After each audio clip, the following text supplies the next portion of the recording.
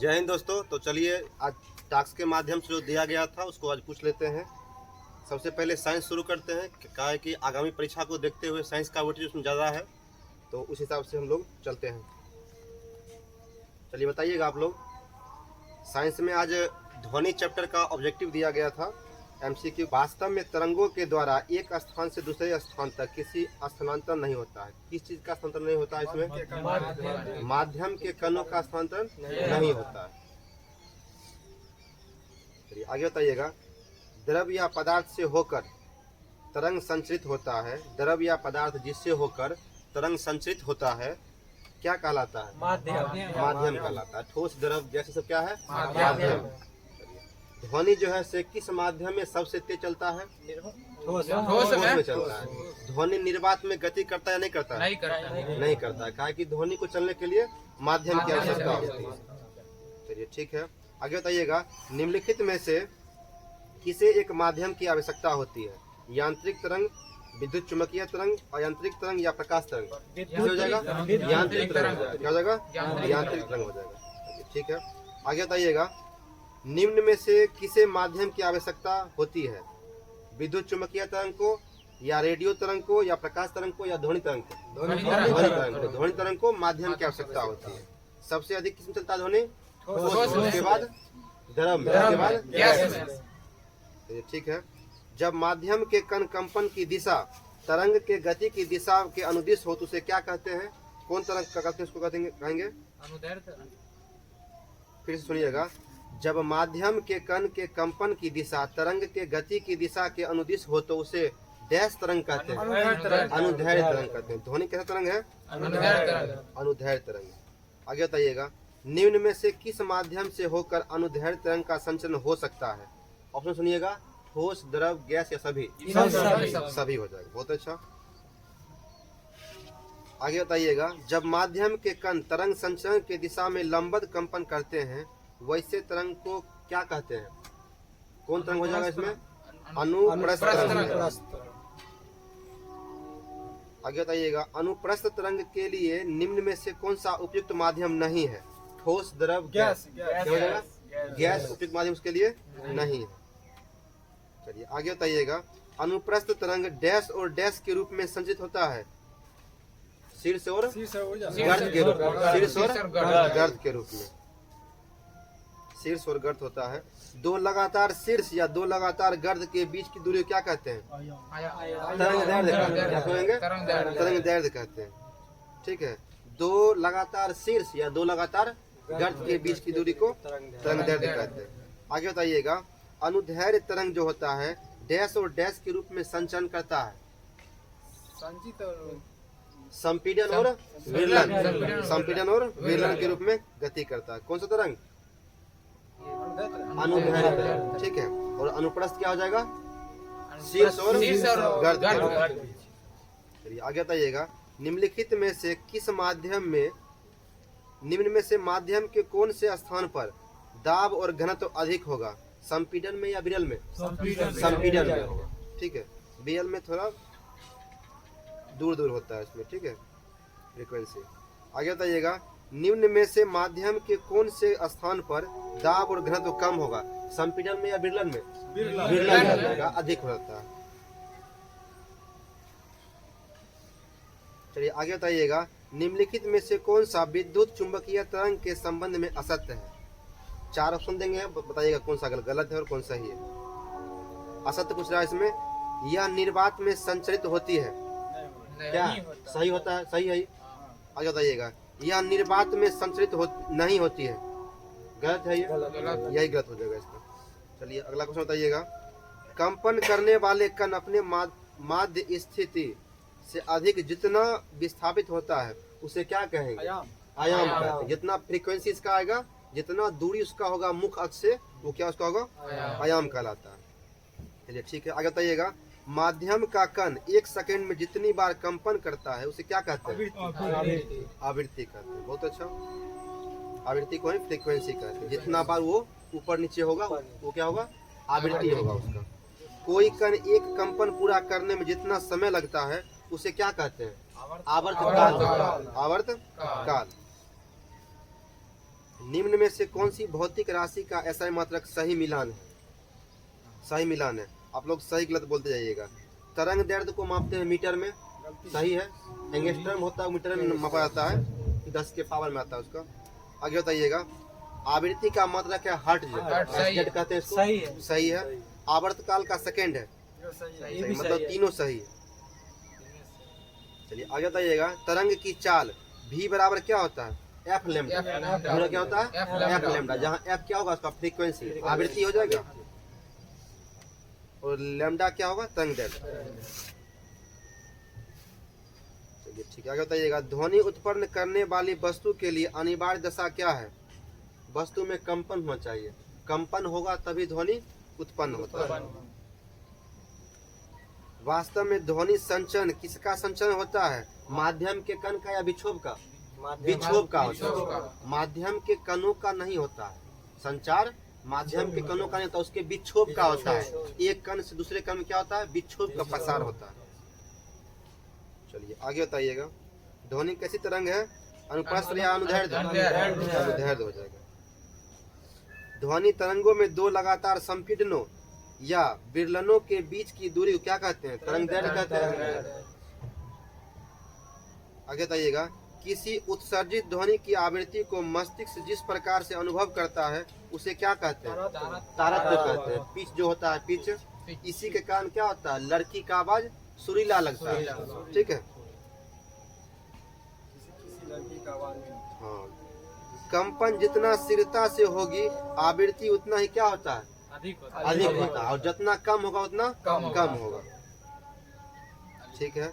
ध्वनि की तारतम्य जो पिच होता है किस पर निर्भर करता है? आयाम, तरंग दैर्ध्य, आवृत्ति या आवृत्ति पर। ठीक है। ध्वनि की आवृत्ति बढ़ने से उसका तारतम्य क्या हो जाएगा? बढ़ जाएगा। बहुत अच्छा। आगे बताइएगा। ध्वनि का वह लक्षण जिसके कारण ध्वनि का आवाज मोटा और पतला, लड़की का आवाज पतला, लड़का का आवाज मोटा, किसी कारण होता है? ये तारतम्य कारण। इंग्लिश में क्या कहेंगे? पिच। चलिए। किसी माध्यम में मूल स्थिति के दोनों ओर अधिकतम विक्षोभ को तरंग का डैश कहते हैं, आयाम कहते हैं। ठीक है। आगे बताइएगा। ध्वनि की तीव्रता किस पर निर्भर करती है? ऑप्शन सुनिएगा। आयाम पर, स्रोत से दूरी पर, माध्यम के घनत्व पर, या इनमें से सभी पर? सभी पर हो जाएगा। आगे बताइएगा। किसी बिंदु पर ध्वनि की प्रबलता किस पर निर्भर नहीं करती है? ध्वनि की प्रबलता किस पर निर्भर नहीं करता है? आवृत्ति पर। बहुत अच्छा। आगे बताइएगा। ध्वनि की प्रबलता को हम किस में मापते हैं? डेसिबल में मापते हैं। आगे बताइएगा। साधारण बातचीत वाली ध्वनि में कितनी तीव्रता लगभग उत्पन्न होती है? 30 से 40 की किसमें? डेसिबल में। पूछेगा ध्वनि प्रदूषण किसमें मापते हैं? डेसिबल। वो ध्वनि प्रदूषण ही है, डीबी बोलते हैं इसको। आगे बताइएगा। कितना डेसिबल से ऊपर की ध्वनि मनुष्य को पार कर सकता है? 150 का हो जाएगा। ठीक है, 150। ध्वनि का स्रोत से दूर जाने पर इसका आयाम कम हो जाता है, तो उसका क्या होगा? प्रबलता भी कम हो जाएगा। और नजदीक जाने पर प्रबलता क्या होता है? अधिक हो जाता है, लाउडनेस अधिक हो जाता है, तो वो बढ़ जाएगा। आगे बताइएगा। ध्वनि की वह अभिलक्षण जो हमें समान तारतम्य और प्रबलता की दो ध्वनियों के बीच में अंतर करने में सहायता करता है उसे क्या कहते हैं? स्वर या गुणता? गुणता हो जाएगा। गुणता का कारण क्या होता है? दो स्वरों के बीच में हम लोग भेद कर पाते हैं। ठीक है। डैश में भिन्नता के कारण हमें अपने परिचितों की आवाज की पहचान कर पाते हैं। दो आदमी बातचीत कर उसमें से कौन अपना आदमी है, इसका पहचान क्या कारण होता है? दो स्वरों के बीच में भिन्नता, गुण के कारण। क्या होगा? गुणता के कारण। क्वालिटी जो होता है। एकल आवृत्ति क्या कहते हैं? टोन कहते हैं। क्या कहते हैं? टोन कहते हैं। अनेक आवृत्तियों के एक मिश्रण से उत्पन्न ध्वनि क्या कहेंगे? स्वर कहते हैं। इंग्लिश में कहेंगे इसको नोट। ठीक है, स्वर कहते हैं, नोट। ध्वनि का कौन सा गुण प्रबलता और तारतम्य को क्रमशः निर्धारित करता है? प्रबलता किस कारण होता है? आयाम के कारण। और तारतम्य आवृत्ति कारण। आवृत्ति कारण क्या होगा? तारतम्य, और आयाम कारण प्रबलता। ठीक है, आगे बताइएगा। किसी एकांक क्षेत्रफल से एक सेकेंड में गुजरने वाली ध्वनि ऊर्जा को ध्वनि की डैश कहते हैं, तीव्रता कहते हैं उसको। आगे बताइएगा, ध्वनि की तीव्रता का ऐसा मतलब क्या है? वाट प्रति मीटर स्क्वायर, वाट प्रति मीटर स्क्वायर। ठीक है। डैश ध्वनि के लिए कानों की संवेदना का माप है। कितना अधिक हो रहा है आवाज, कितना कम हो रहा है, किस चीज से मापते हैं? प्रबलता। क्या होता है उसका? प्रबलता। प्रबलता किस पे निर्भर करता है? आयाम पे। बताइएगा, 0 डिग्री सेल्सियस पर ध्वनि की चाल कितना होता है? 331 मीटर पर सेकेंड। कहीं कहीं 332 भी मिलेगा आप लोग को। 1 डिग्री तापमान बढ़ने पर ध्वनि की चाल कितना बढ़ जाता है? 0.61। ठीक है, प्रति डिग्री इतना क्या होता है? इंक्रीज होते जाता है। ठीक है।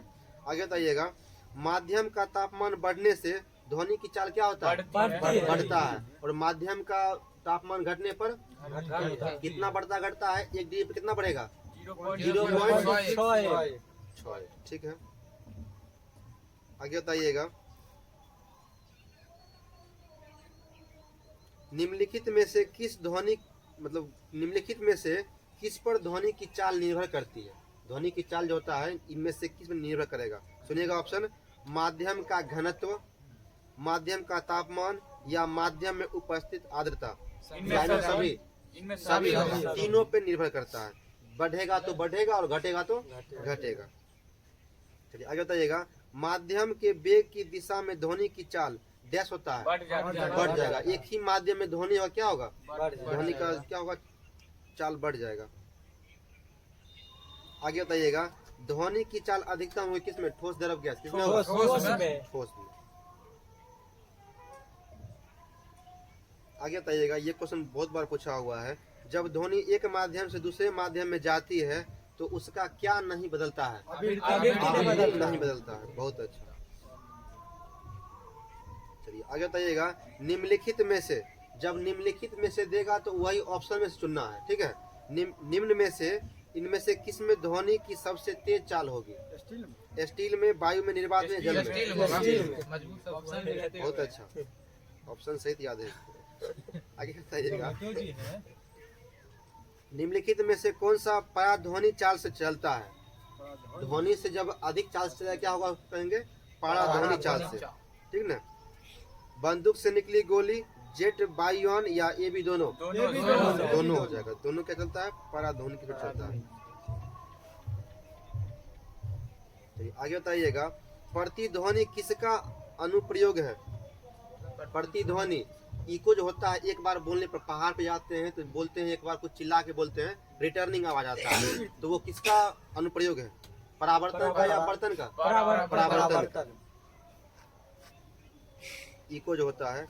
मानव मस्तिष्क में ध्वनि की संवेदना लगभग कितने सेकंड तक बनी रहती है? 0.1 सेकंड रहता है।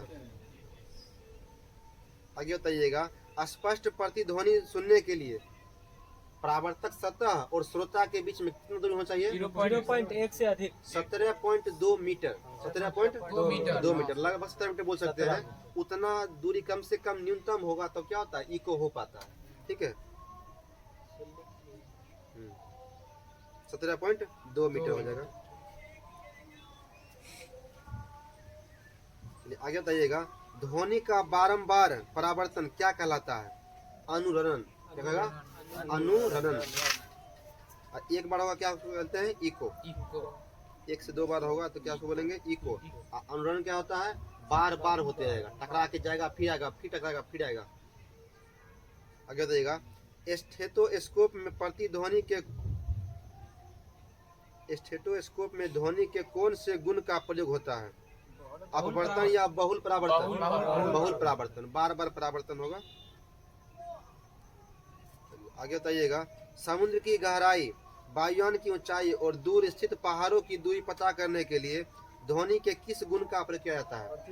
प्रतिध्वनि किया जाता है। टकरा के जितना देर में आएगा उसको टाइम से डिवाइड करके दूरी इसका निकाल लेते हैं। ठीक है। आगे बताइएगा, शेर की दहाड़ और मच्छर की भनभनाहट में किसकी ताकत अधिक होगा? मच्छर का ज्यादा होता है। ठीक है। आगे बताइएगा, मनुष्य में श्रवण का प्रतिशत कितना होता है? सुनने योग्य ध्वनि कितना होता है? 20 से 20,000 हर्ट्ज तक होता है। 20 हर्ट्ज से कम आवृत्ति वाली ध्वनि क्या कहते हैं? अपस्रव या पराश्रव? अपस्रव कहेंगे उसको। आगे बताइएगा 5 वर्ष से कम आयु के बच्चे कितना हर्ट्ज तक ध्वनि सुन सकते हैं? 25 हर्ट्ज 25 हर्ट्ज तक, मतलब उससे कम वाला भी सुन लेते हैं ये, ठीक है। 25 हर्ट्ज से कम वाले भी सुन लेते हैं। इसलिए क्या होता है, बच्चा होता है से कुछ आवाज सुनने पर क्या होता है, रोने लगता है। चलो आगे बताइएगा डैश अपस्रव ध्वनि उत्पन्न कर सकते हैं। जानवर जो है नाम बताते हैं, बताइए कौन करेगा? गेंडा, व्हेल, हाथी या सभी? सभी हो जाएगा। आगे बताइएगा कुछ जंतु भूकंप से पहले परेशान हो जाते हैं क्योंकि भूकंप मुख्य प्रघाती तरंग पहले डैश ध्वनि उत्पन्न करते हैं। अपस्रव ध्वनि। जानवर लोग क्या होता है, अपस्रव ध्वनि को सुन पाता है। भूकंप आने से पहले कुछ अपस्रव तरंग जो होते हैं उत्पन्न होता है। इससे क्या होता है, जानवरों को पहले ही पता चल जाता है। आगे बताइएगा चूहे डैश उत्पन्न करके कुछ खेलते हैं। पराश्रव ध्वनि। पराश्रव ध्वनि उत्पन्न करके खेलते हैं। वायुयान की चाल को किससे मापा जाता है? विषम संख्या, सम संख्या या मैक संख्या से? मैक संख्या से होगा। तो ये आगे बताइएगा निम्नलिखित में से कौन सी घटना ध्वनि तरंग नहीं दिखा सकती है? ध्रुवन, अपवर्तन, विवरण या व्यतिकरण? ध्रुवन की घटना। ध्रुवन की घटना क्या होता है, प्रकाश तरंग में होता है, पोलराइजेशन, ठीक है। आगे बताइएगा सोनार का उपयोग कहाँ होता है? जल में छुपी हुई वस्तु को पता करने के लिए सोनार का उपयोग होता है। सोनार किस तरंग का उपयोग किया जाता है सोनार में? पराश्रव तरंग। चलिए आगे बताइएगा सोनोमीटर के तार में कौन सी तरंग उत्पन्न होती है? अनुदैर्घ्य, अनुप्रस्थ या यांत्रिक? अनुप्रस्थ और यांत्रिक दोनों होगा इसमें, अनुप्रस्थ और यांत्रिक दोनों होगा। चमगादड़ डैश ध्वनि के मदद से अंधेरे में भी उड़ पाते हैं। पराश्रव ध्वनि क्या होता है, नजदीक से जाएगा वो पराश्रव ध्वनि के द्वारा क्या होता है, वो अंधेरे में भी चल पाता है, उड़ पाता है। आगे बताइएगा कान में कितनी हड्डियां होती है? 3 होता है, कान में 3 दोनों हो जाए 3 6 हो जाए, ठीक है। सबसे छोटी हड्डी कहाँ होती है? कान में होती है, स्टेपिस। देखिए अभी ट्रेन का आवाज आ रहा था, उससे क्वेश्चन आ गया है जब ध्वनि स्रोत और श्रोता के बीच आपेक्षिक गति होती है तो श्रोता को ध्वनि की आवृत्ति बदली हुई प्रतीत होती है। यह घटना क्या कहलाता है? कौन सा प्रभाव कहलाता है? डॉपलर प्रभाव, ठीक है। जब ट्रेन नजदीक आता है तो उसका क्या होता है, साउंड तेज हो जाता है, और दूर जाने पे क्या होता है, साउंड का धीरे हो जाता है, ठीक है। सिटी में देखते होइएगा आप लोग, ये होता है डॉपलर प्रभाव। बताइएगा दिन के तुलना में रात ध्वनि अधिक दूर तक जाती है, इसका मुख्य कारण क्या है? परावर्तन या अपवर्तन? अपवर्तन हो जाएगा। 2 माध्यम होगा जब क्या होगा, अपवर्तन हो जाएगा।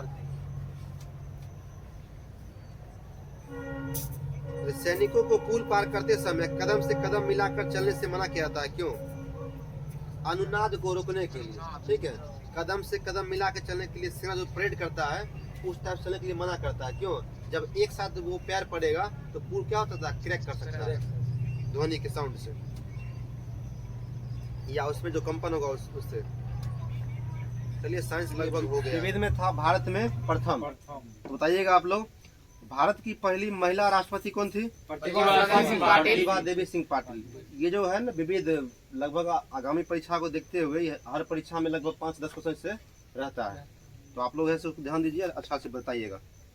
भारत की प्रथम महिला राष्ट्रपति कौन थी? प्रतिभा देवी सिंह पाटिल। भारत की पहली आदिवासी महिला कौन बनी है? जो वर्तमान में भी है यही, द्रौपदी मुर्मू। आगे बताइएगा भारत की पहली महिला प्रधानमंत्री कौन थी? इंदिरा गांधी। लेडी आयरन बोलते हैं, आयरन लेडी बोलते हैं, आयरन लेडी बोलते हैं। भारत की प्रथम महिला लोकसभा अध्यक्ष कौन थे? मीरा कुमार, ठीक है।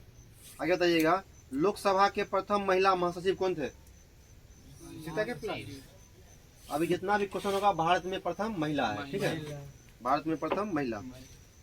भारत की प्रथम महिला लोकसभा अध्यक्ष मीरा कुमार जाएगा, और महासचिव कौन है? स्नेहलता श्रीवास्तव। आगे बताइएगा, भारत की प्रथम महिला राज्यसभा उपसभापति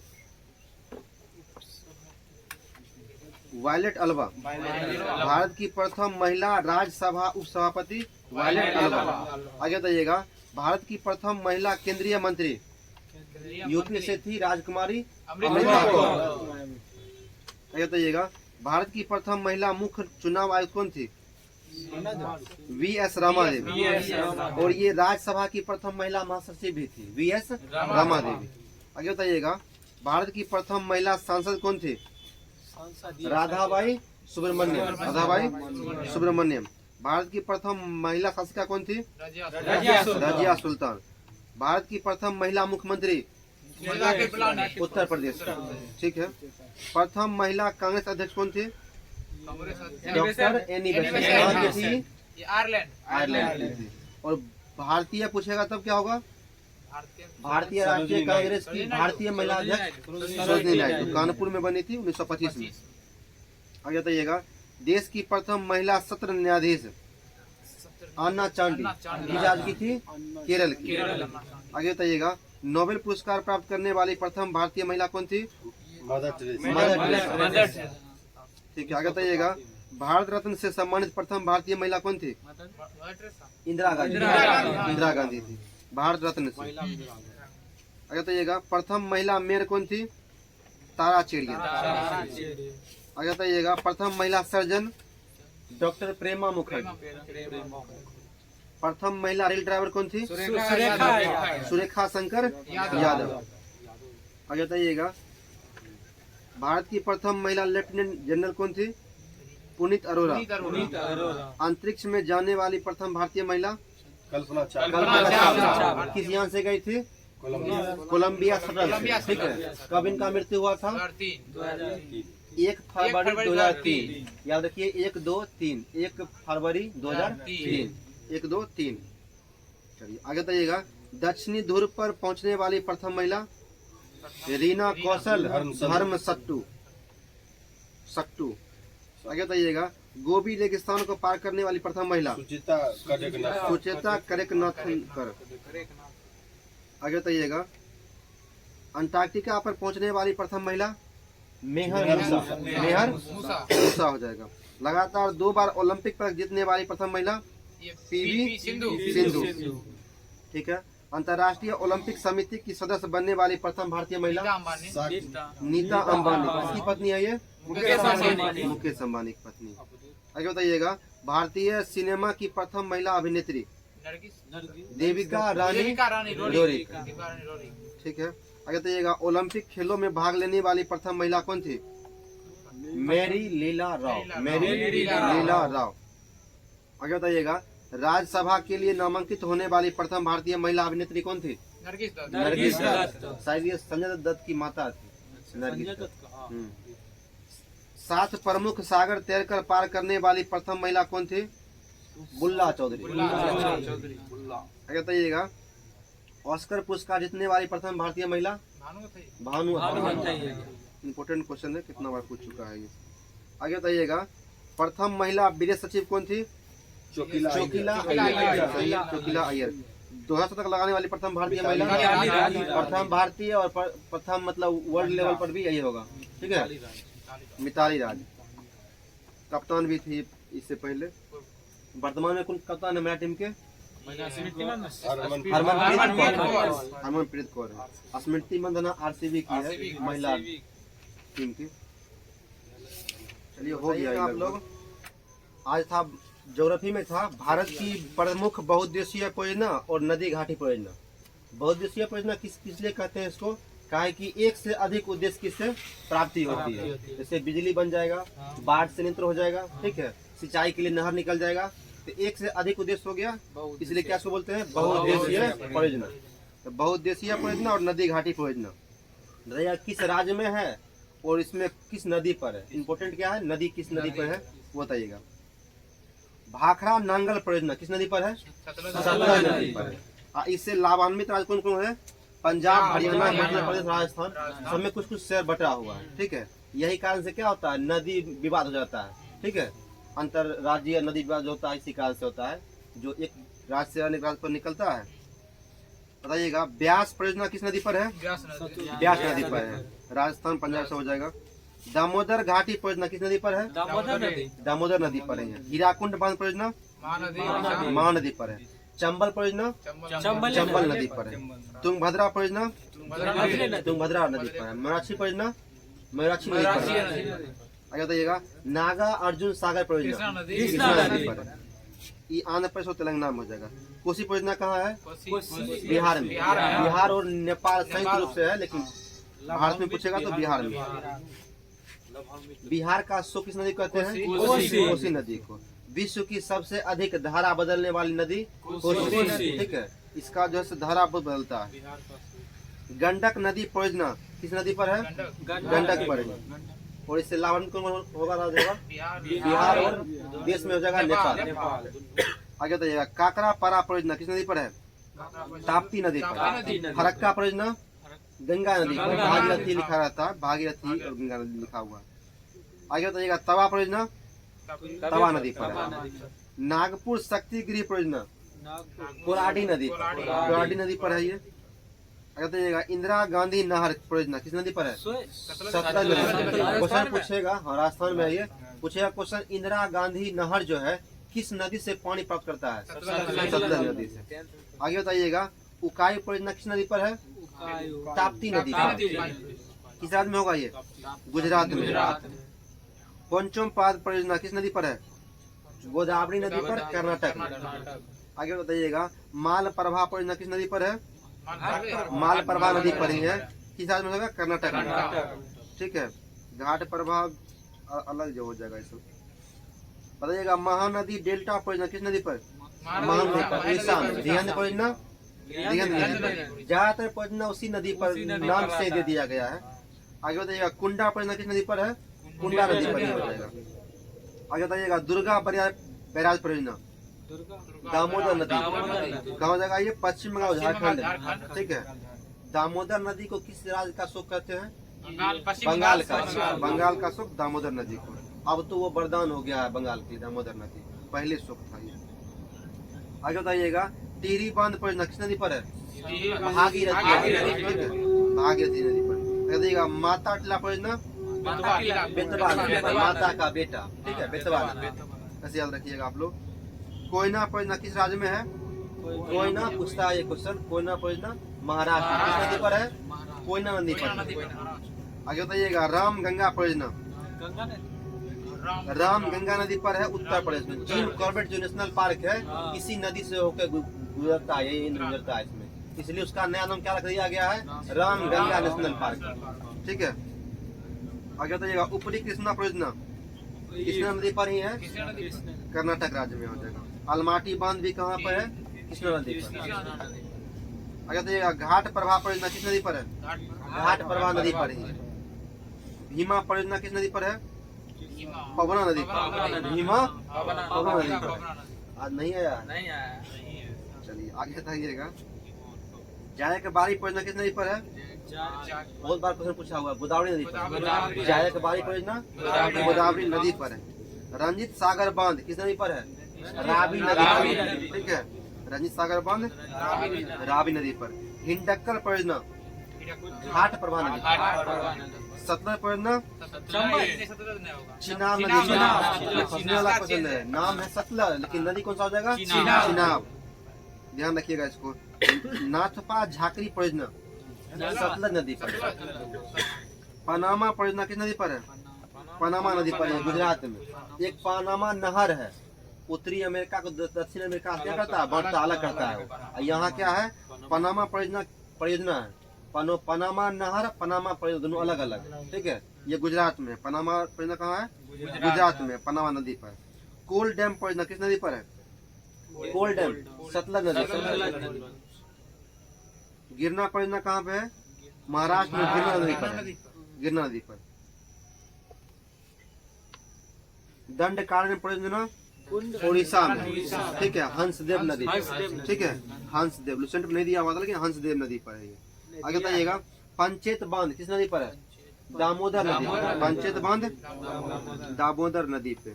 नर्मदा सागर परियोजना नर्मदा नदी पर। जवाहर सागर चंबल नदी पर। राणा प्रताप सागर चंबल नदी पे। नर्मदा सागर नर्मदा पे हो जाएगा। सरहिंद परियोजना सतलज नदी पर। सतलज नदी पे। इसे पूछता है क्वेश्चन बार बार। तुलबुल परियोजना किस नदी पे है? झीलम। ये बहुत बार पूछा हुआ। तुलबुल परियोजना झीलम नदी। दुलहस्ती परियोजना किस नदी पे है? जम्मू कश्मीर हो जाएगा चिनाब नदी पर। अभी यही बना है ना ब्रिज, आर्क ब्रिज बना है। अगर तो तेलैया परियोजना किस नदी पर है? झारखंड में है बराकर नदी पर। तेलैया परियोजना झारखंड में बराकर नदी पर। सरदार सरोवर परियोजना किस नदी पर है? नर्मदा नदी पर। इंदिरा सागर बांध नर्मदा नदी। चलिए, जब भारत में पहली नदी घाटी परियोजना बना था तो उस समय जवाहरलाल नेहरू क्या बोले थे? यह आधुनिक भारत का मंदिर है। ठीक है, आधुनिक भारत का मंदिर है। ठीक है, आगे था नदियों के किनारे बसे प्रमुख शहर। ये कल टैक्स में रहेगा। कौन सा शहर जो है किस नदी किनारे बसा हुआ है। ठीक है, तो आज के लिए इतना ही। ये वीडियो कैसा लगा आप लोग को बताइएगा और कमेंट करिएगा, और इस वीडियो को सब्सक्राइब करिए और अपने ग्रुप में ज़्यादा से ज़्यादा शेयर कीजिएगा। धन्यवाद।